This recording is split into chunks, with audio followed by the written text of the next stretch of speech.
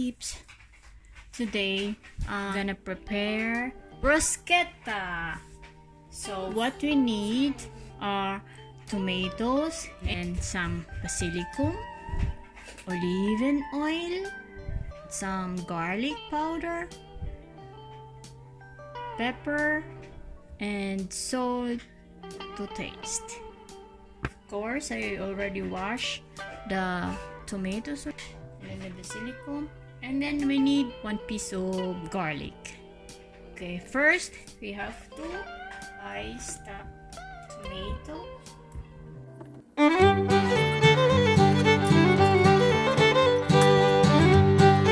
Usually I put out the seeds, so it's not so wet. Bruschetta.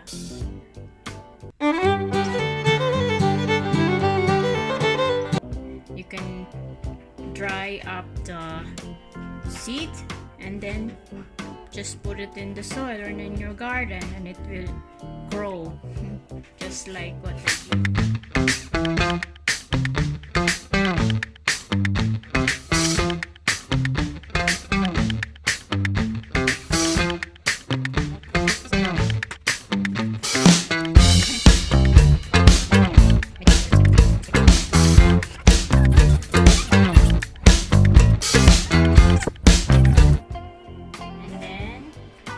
Silicone, just put it all together.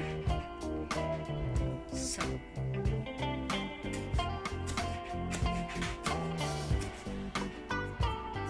we have, this is all the ingredients we need. Toasted bread, we have to make it toast. Just 3 minutes. Mix all together.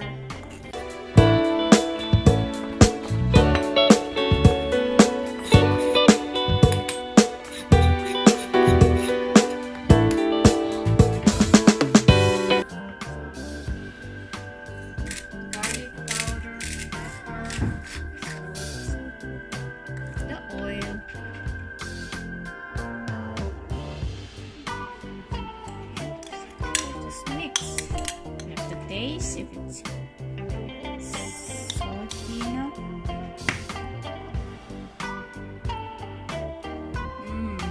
So it's good. Now we just have to wait for the bread. So we have the bread already. Now it's the time to use the garlic. You could rub it on the bread.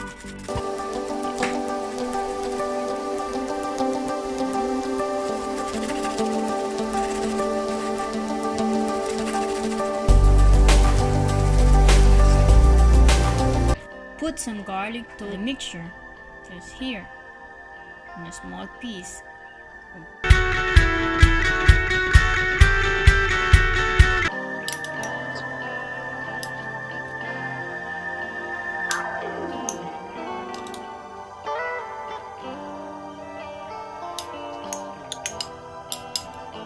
It's easy, right?